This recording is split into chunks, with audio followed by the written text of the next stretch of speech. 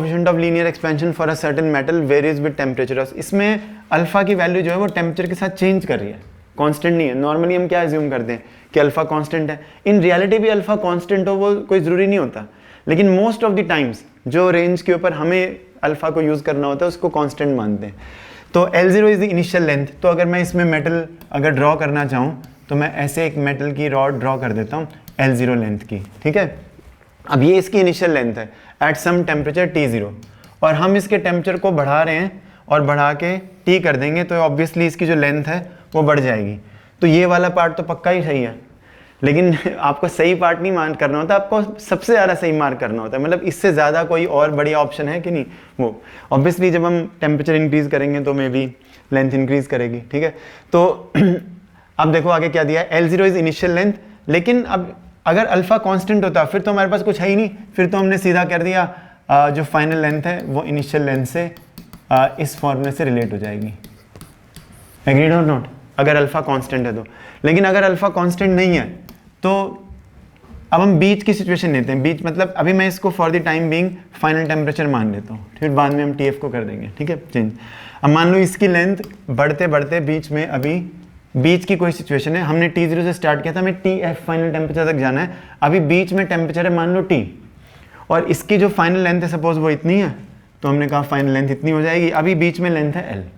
अब यहाँ पे अल्फ़ा कुछ और है, जब ये थोड़ी सी लेंथ और बढ़ जाएगी टेम्परेचर बढ़ने से तब अल्फ़ा कुछ और है। इसके थोड़ी सी लेंथ पहले अल्फ़ा कुछ और था। Alpha is continuously changing with temperature according to this formula, ठीक है। तो हम क्या करते हैं, जब भी आपको ऐसे क्वेश्चन आते हैं तो इसमें कैलकुलस यूज होता है, और आपको ना एक बीच की सिचुएशन जिसको हम बोलते हैं आर्बिट्री सिचुएशन पिकअप करनी होती है। Let us talk about this कि यहाँ पे अल्फ़ा की वैल्यू कितनी है। मान लो यहाँ पे अल्फ़ा की वैल्यू अभी T टेम्परेचर के ऊपर इतनी दी हुई है आपको, ठीक है। तो थोड़ी सी टेम्परेचर चेंज के ऊपर, हल्के से टेम्परेचर, मतलब टेम्परेचर जब T से T प्लस dt होता है, where dt is a small temperature change, हम अल्फा को कांस्टेंट मान सकते हैं, ठीक है। तो during this small temperature change the small change in length, जो चेंज इन लेंथ आएगा, चेंज इन लेंथ आएगा, कई बार हम ऐसे लिखते हैं fractional change in length is equal to alpha into change in temperature. ये तो फॉर्मूला याद है आप लोगों को, ठीक है। तो मतलब यहाँ से और टेम्परेचर जब T से T प्लस dt होता है उस दौरान थोड़े से टेम्परेचर राइज के लिए और थोड़े से टेम्परेचर थोड़ी सी लेंथ की इंक्रीज के लिए हम अल्फा को कांस्टेंट मान सकते हैं। कितना? इतना। अल्फा को हम कितना कांस्टेंट मान सकते हैं? ये अल्फा T है, T टेम्परेचर पे अल्फा की वैल्यू, उसको हम कितना मान सकते हैं? 1/t²। तो मतलब अब आपके पास ये इक्वेशन आ गई, dl/L is equal to dt/t², ठीक है। अब हमको टेम्परेचर को कहाँ से कहाँ तक इंक्रीज करना है? हमें टेम्परेचर को T0 से किसी फाइनल वैल्यू TF, यानी कि इसमें हम T तक लेके जाना चाहते हैं, और इनिशियल लेंथ कितनी थी? L0, और फाइनल लेंथ L की हमें फाइंड करनी है। ये इक्वेशन बन जाएगी। अब ये तो सिंपल डिफरेंशियल इक्वेशन, जब तक मैंने इंटीग्रेट नहीं किया था। ये क्या है?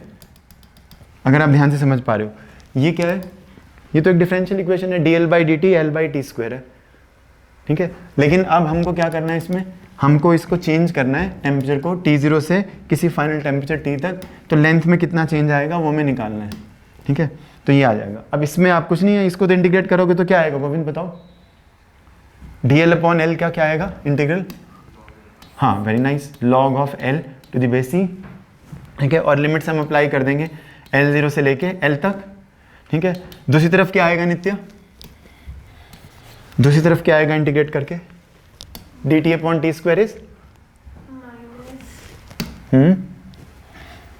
माइनस 1/t, और between the limits T0 to T।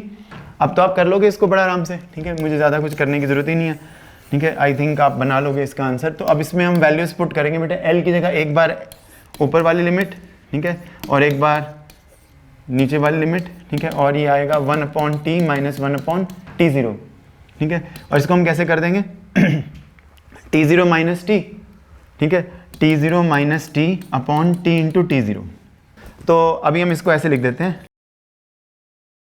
L/L0 E, ठीक है। और जो हमने सीखा है उसके according e⁻ T0 minus T upon T into T0 into L0 is equal to L।